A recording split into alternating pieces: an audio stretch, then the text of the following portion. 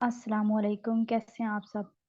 अच्छा, अब हम जो है ना उर्दू की सीरीज स्टार्ट करने जा रहे हैं एमपीटी के लिए, और वन पेपर में भी ये आपकी काफ़ी हेल्पफुल हो जाएगी। ठीक है, हमने जिसका स्टार्ट लेना है ना, हमने ग्रामर से लेना है। पहले हम ग्रामर को पढ़ेंगे, फिर उसके बाद हम एक लेक्चर जो है ना उसमें इंपॉर्टेंट जो बुक्स वगैरह हैं जिनके बारे में वो पूछता है उसको हम डिस्कस कर लेंगे। ठीक है। अच्छा, गौर से चीज़ों को समझना है, जिस चीज़ की आपको समझ नहीं है आप वो कमेंट में मेरे से पूछ लीजिएगा। अब देखिए, सबसे पहले हमने पढ़ना है लफ्ज। ठीक है, लफ्ज किसको कहते हैं? आप अगर इसको इंग्लिश के साथ रिलेट करें ना तो वर्ड। ठीक है, लफ्ज क्या होता है? वर्ड। यानी कि हमारे मुंह से अगर कोई भी आवाज निकल रही है ना, कोई भी लफ्ज निकल रहा है, उसको हमने लफ्ज यानी वर्ड कहना है। ठीक है, मुंह से निकली हुई आवाज। आसमान, बच्चा, खाना, किताब, पढ़ना, लिखना, सोना, ये सारे क्या हैं? लफ्ज हैं। ठीक है। उसके बाद क्या होता है कि लफ्ज की इकसाम होती हैं। ठीक है, टाइप्स ऑफ वर्ड्स होते हैं। यानी कुछ वर्ड्स इस तरह के होते हैं जिसके हमें कंप्लीट सेंस आ रही होती है, हमें समझ आ रही होती है, और कुछ जो वर्ड्स होते हैं वो बेमानी होते हैं, उनका कोई मतलब नहीं होता। तो उसी तरह से इसकी दो टाइप है, एक कलमा है और एक मोमिल है। ठीक है, कलमा वो होता है जो मैनी रखता है। ठीक है, जिसका कोई ना कोई मीनिंग है, जिसकी हमें समझ आ रही है। ठीक है, जैसे आदमी है, किताब है, खाना है। अब मैंने कहा किताब, आपको समझ आ रही है कि किताब के बारे में बात की जा रही है। मैंने कहा खाना, मीन के हमें ये कंप्लीट सेंस दे रहा है, कंप्लीट मीनिंग दे रहा है। अगर वहीं पर मैं इसके अपोजिट जाऊं और मैं किताब को कर दूं शताब, मैं आपको कहूँ मैंने शताब पढ़ी है, तो आपके माइंड में फौरन जाएगा शताब क्या होता है? किताब होती है। ठीक है, क्यों? क्योंकि शताब का कोई मीनिंग नहीं है, वो एक बेमानी वर्ड है। इसी तरह खाना है, मैं आपको कहूँ मैंने वाना खाया है, मैंने वानी भी है, तो आपको समझ नहीं आएगी, आपको लगेगा कि फजूल से बोल रही है, बेमैनी बात कर रही है। ठीक है, मतलब ऐसा लफ्ज जो आपको मैनी दे रहा है उसको आपने कलमा कहना है, और ऐसा लफ्ज जो आपको मैनी नहीं दे रहा, बेमैनी है, जिसका कोई मतलब नहीं है, उसको आपने क्या कहना है? मोमिल। ठीक है, इसमें सिंपल आपने करना है कि लफ्ज क्या है, लफ्ज की डिफाइन कर देनी है। मुंह से निकली हुई आवाज जो होती है उसको हम लफ्ज कहते हैं। उसकी दो टाइप हैं, कलमा और मोमिन। ठीक है, दोनों में डिफरेंस यही है, कलमा वो होता है जिसका कोई मैन नहीं होता है, और मोमिल वो होता है जिसका कोई मैन ही नहीं होता। अब आगे देखें, हमारे पास आ जाते हैं, अब हमने पढ़ लेना है कलमा की टाइप्स कितनी है। ठीक है, कलमा की टाइप्स। अब देखिए, कलमा की टाइप होती है इस, फेल और हर्फ। अगर आप इसको इंग्लिश के साथ जोड़ें, पार्ट्स ऑफ स्पीच के साथ जोड़ दें, तो आपके पास तीन चीजें आएंगी, नाउन आ जाएगा, वर्ब आ जाएगा, और प्रेपोजिशन आ जाएगी। ठीक है, आप लोगों को इंग्लिश ज्यादा इजी लगती है क्योंकि सीएसएस में आप लोग यही चीज पढ़ पढ़ के, तो इसी वजह से आप इसको ना इंग्लिश के साथ रिलेट करके पढ़ें तो आपको ये आसान भी लगेंगे और जल्दी याद भी हो जाएंगे। चीजें वही हैं जो आपको आती हैं, आपने इंग्लिश में पढ़ी हैं, बस यहाँ पे उसको उर्दू में उनके नाम जो है ना वो चेंज है।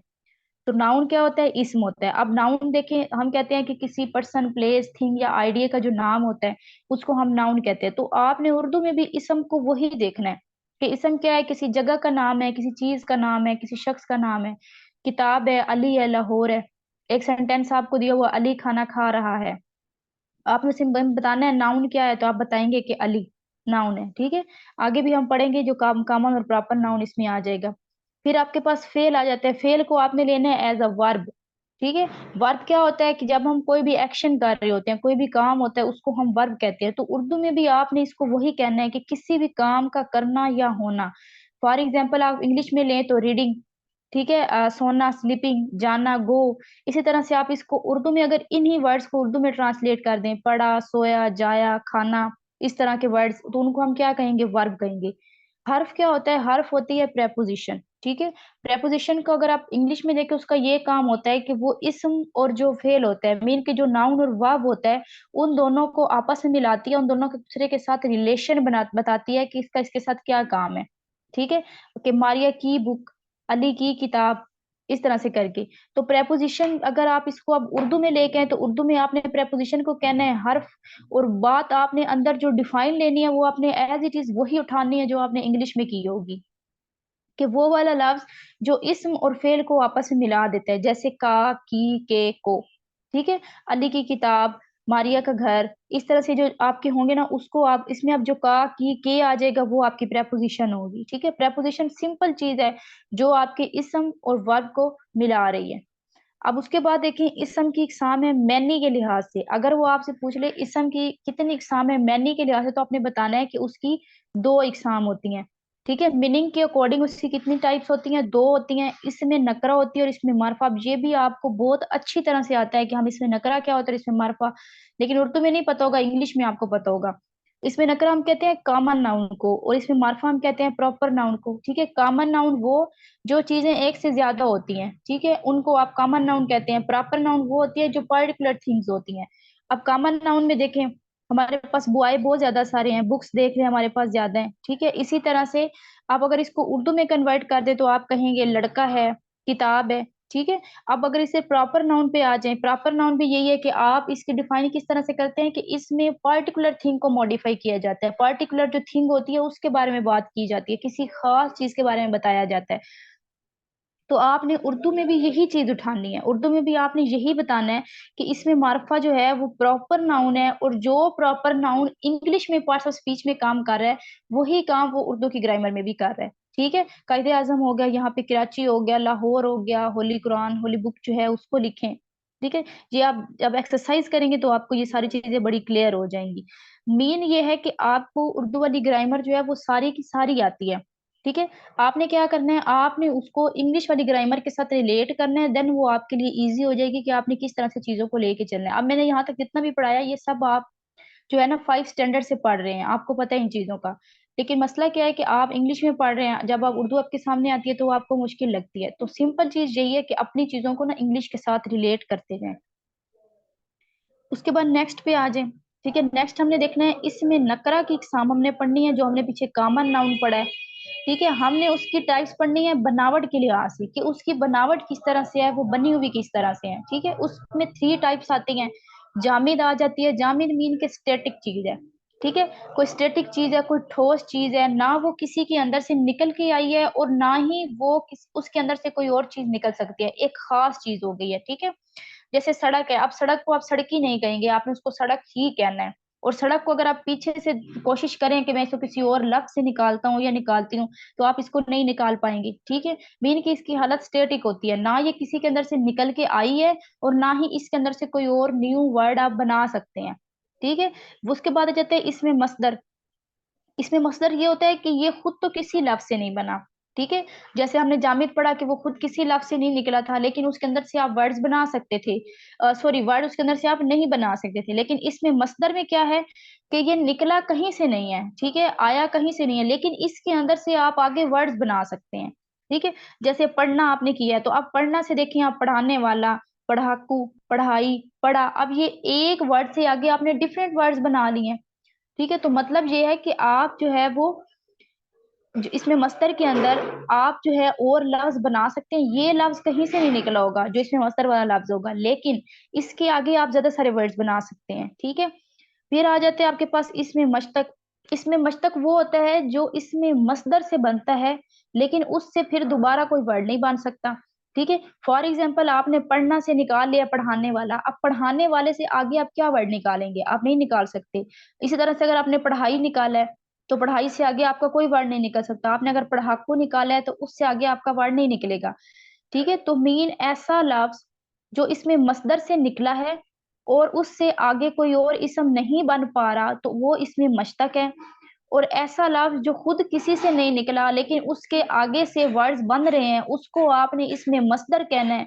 और ऐसा वर्ड जो ना तो किसी से निकला है और ना ही उसके अंदर से कोई वर्ड निकल सकता है, तो उसको आपने इसमें जामिद कहना है। इन तीनों में ये सिंपल सा डिफरेंस है। उसके बाद आगे आ जाए तो इसमें नकरा की इकसाम आपने पढ़नी है मीनिंग के लिहाज से। ठीक है, कि मैनी के लिहाज से इसकी क्या टाइप है। इसमें आ जाती है, इसमें जात आ जाती है, इसमें सिफ्त, इसमें जमा और इसमें इस्तेफाम। इसमें जात देखिए, जात होता है कि हम किसी के वजूद के बारे में, किसी हकीकत के बारे में, किसी रियलिटी के बारे में बात कर रहे होते हैं। ठीक है, फॉर एग्जाम्पल ज्यादा सारे मेरे पास लोग बैठे हैं, बच्चा है, बूढ़ा है, कुछ औरतें बैठी हैं, ठीक है, कोई जवान बैठा है। तो अगर मैं आपको कह दूं ना कि आप मेरे पास ज्यादा सारे लोग बैठे हैं, तो आपको समझ में नहीं आएगी, मुझे आपको बताना पड़ेगा। मेरे पास एक छोटा बच्चा बैठा है, छोटा बच्चा मीन मैंने क्या किया, उसकी रियलिटी, उसकी जो हकीकत थी उसको बयान किया। मेरे साथ एक बूढ़ा आदमी बैठा है, ठीक है, मेरे साथ एक बुढ़िया बैठी है। इसका मतलब क्या है कि मैंने उसकी हकीकत आप पे जाहिर कर दी, तो आपको पता चल गया कि मारिया के साथ कौन कौन बंदा बैठा है। ठीक है, आपको पता चल गया कि मारिया के साथ एक बच्चा भी है, मारिया के साथ एक बूढ़ा भी है और मारिया के साथ एक बुढ़िया भी है। ठीक है, कि 3 लोग मारे। अगर मैं आपको सिंपल कह देती कि मेरे साथ 3 लोग हैं, आपको पता नहीं चलता। मैंने क्या किया है, मैंने इसमें जात बयान की है, मैंने उस चीज की रियलिटी आपको बताई है। ठीक है, मैंने आपको बताया है मेरे साथ बच्चा है, मेरे साथ एक बूढ़ा भी है और मेरे साथ एक बुढ़िया भी है।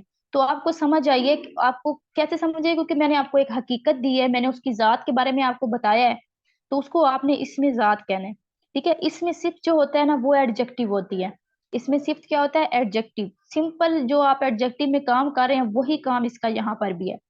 ये क्या करता है, ये किसी भी चीज की ना आपको खूबी या खामी बता रहा होता है। ठीक है, कि आया इस चीज में क्या बुराई है या आया इस चीज में क्या अच्छाई है। ठीक है, फॉर एग्जाम्पल मैं कहती हूँ कि मारिया एक खूबसूरत लड़की है। ठीक है, मैंने कहा खूबसूरत लड़की, उसने क्या किया, उसने उसको मॉडिफाई किया। किसने मॉडिफाई किया, खूबसूरत ने। तो यहाँ पे खूबसूरत जो होगा वो इसमें सिफ्त होगी, क्यों, क्योंकि वो उसकी खूबी बयान की गई है। ठीक है, मैं यहाँ पे कह देती हूँ अली बहुत पढ़ाकू लड़का है या अली बहुत मेहनती लड़का है। ठीक है, मैंने कह दिया बहुत मेहनती है। ठीक है, बहुत मेहनती, मैंने इसमें क्या किया, मैंने उसकी खूबी के बारे में बताया है कि आया वो बड़ा मेहनती है, बड़ी मेहनत करने जा रहा है। इसका मतलब है कि मैंने इसमें सिफ्त की बात की है। ठीक है, इसी तरह से आगे आ जाए इसमें जमा में। जमा में ऐसा होता है कि वर्ड जो होता है ना वो देखने में आपको लग रहा होता है कि ये जमा है, लेकिन वो सेंटेंस के अंदर एज अ सिंगुलर जो होता है ना, सिंगुलर सेंटेंस, मतलब कि सिंगुलर वर्ड जो है ना वो परफॉर्म कर रहा होता है। ठीक है, जैसे आप यहाँ पे ले लें लश्कर है। ठीक है, ये इंग्लिश में भी इसका एक रोल आता है। कुछ वर्ड देखने में आपको लगते हैं जैसे शिप। ठीक है, शिप होता है, शिप्स कभी नहीं होता। आप कभी भी शिप्स नहीं आपके पास चाहे एक भेड़ है चाहे ज्यादा भेड़े हैं, तो आपने शिप भी लगाने हैं, आप शिप्स नहीं लगा सकते। ठीक है, इसी तरह इसका भी यही काम है कि जुमले में आपको वो नजर आएगा कि ये जमा है, लेकिन वो वहां पर काम क्या कर रहा होगा, एज अ सिंगुलर काम कर रहा होगा, वाहिद के तौर पर काम कर रहा होगा। ठीक है, लेकिन सीगा कौन सा देगा आपको, जमा का देगा। दिखने में जमा होगा लेकिन काम उसका क्या होगा, वाहिद होगा। अब फॉर एग्जाम्पल मैं कहती हूँ कि जो है ना बकरियों का एक रेवड़ आ रहा है। ठीक है, तो मैं ये नहीं कहूंगी कि बकरियों का एक रेवड़ आ रहे हैं। आ रहे हैं नहीं लगाऊंगी, आ रहे हैं क्यों लगाऊंगी मैं, मुझे लगा कि रेवड़ है, भाई ज्यादा सारी बकरियां आ रही हैं तो मैंने उसके लिए हैं लगाना है, रहे हैं। तो ये आपका सेंटेंस गलत हो जाएगा, आपका सेंस गलत हो जाएगा। रेवड है लेकिन वो आपके जुमले के अंदर एज अ वाहिद परफॉर्म कर रहा है, एज अ सिंगुलर परफॉर्म कर रहा है। आपने वहां पे कहना है कि बकरियों का एक रेवड़ जो है वो आ रहा है, ना कि आ रहे हैं। ठीक है, आ रहा है आप वहां पे पुट करेंगे। आई थिंक कि आपको समझ आ गई होगी इसकी। बाकी अगर आपको किसी भी चीज की समझ नहीं तो आप कमेंट में पूछ लिया करें मुझसे। ठीक है, मैं आपको अच्छे से वहां पे एक्सप्लेन कर दिया करूंगी। उसके बाद नेक्स्ट देख लें, इसमें इस्तेफाम है। ठीक है, अब इसमें इस्तेफाम में क्या होते हैं, सवाली अल्फाज होते हैं। ठीक है, आप इसमें सिंपल वर्ड्स अपने माइंड में बिठा लें कि इसमें इस्तेफाम के अंदर वाई फैमिली वाले वर्ड्स होते हैं। कौन से वर्ड होते हैं, वाई फैमिली वाले वर्ड। ठीक है, जिसमें आप करें वाई, वट, व्हेन, वर। इसी तरह से आप इनको उर्दू में ट्रांसलेट कर दें, कौन, कैसे, कब, कहाँ। ये वाले जो वर्ड हैं, किसी भी सेंटेंस में ये वाले वर्ड आ रहे हैं तो उसको वो आपको कहता है कि इसमें इस्तेफाम कौन है। आपने इसी लफ्ज को उठाना है और उसको बता देना है कि ये इसमें इस्तेफाम है। ठीक है, इसमें इस्तेफाम क्या होता है, एक सिंपल सी चीज होती है जो आपको, जिसके अंदर आपका जो है ना वो वाई फैमिली वाले जो वर्ड्स होते हैं वो यूज हो रहे होते हैं, उनको आपने जो है बस सेंटेंस में आपको दिया हुआ होगा। ठीक है, अली कहाँ जा रहा है, अब वो उसमें आपसे पूछेगा इसमें इस्तेफाम कौन सा है, तो आपने उसमें उसको बताना है। तो आप अपने माइंड में इसके लिए ये चीज बिठा लें कि वाई फैमिली वाले जो वर्ड्स होते हैं ना, वाई फैमिली वाले, who, when, how, were, what, ये वाले जो वर्ड इन्हीं की उर्दू में ट्रांसलेट कर दे। ठीक है, कब, कहाँ, कैसे, क्यों। हाँ, तो इन ये जो वर्ड होंगे ना, इनको जब आप उर्दू में ट्रांसलेट करेंगे ये आपके इसमें इस्तेफाम बन जाएंगे। ठीक है, और इंग्लिश में हम इनको वाई फैमिली कहते हैं। तो ये वाले वर्ड इनको आपने इसमें इस्तेफाम में लेने हैं। आई थिंक कि आपको जहां तक सारी चीजें बड़ी क्लियर हो गई होंगी। अगर किसी भी चीज की आपको समझ नहीं आई है, मैं आपको बार बार कह रही हूँ, आप कमेंट में पूछ सकते हैं, मुझे इनबॉक्स में मैसेज करके वहां से पूछ सकते हैं। ठीक है, आप लोग सारे मेरे कांटेक्ट में हैं, मेरे जहाँ पे जितने भी लोग हैं सारे स्टूडेंट्स। तो आपको अगर किसी चीज की समझ नहीं आती मुझसे पूछ लें, इतनी मुश्किल चीज नहीं है। ये इतनी मुश्किल चीज नहीं है। आप इसके लिए जो है ना ज्यादा टाइम इसको नहीं दें। हम इसके ना तकरीबन टोटल इसके हम 4 to 5 लेक्चर्स रखेंगे, इससे ज्यादा नहीं। उसी में आपकी जो उर्दू है ना वो कवर हो जाएगी। बस आपने करना ये है कि जो मैं डेली बेस पे पढ़ा रही हूँ ना, आपने इसको रोजाना ना 20 से 25 मिनट देने हैं। इससे ज्यादा इस पे टाइम देने की जरूरत नहीं है। अगर मुझे पढ़ाने में यहाँ पे 10-15 मिनट लगे ना, तो आपको याद करने में यहाँ पे 20 मिनट लगेंगे। ठीक है, आपने बस इसी की प्रैक्टिस करनी है। उसकी प्रैक्टिस करने के बाद आप जैसे ही हमारे 4 लेक्चर कंप्लीट होंगे, आपका एमपीटी के लिए जो उर्दू का पोर्शन है वो भी इंशाल्लाह कंप्लीट हो जाएगा। ठीक है। अभी इतना ही है, बाकी आपने कोई क्वेश्चन पूछना आप कमेंट में पूछ सकते हैं। अपना ख्याल रखिएगा। अल्लाह हाफिज।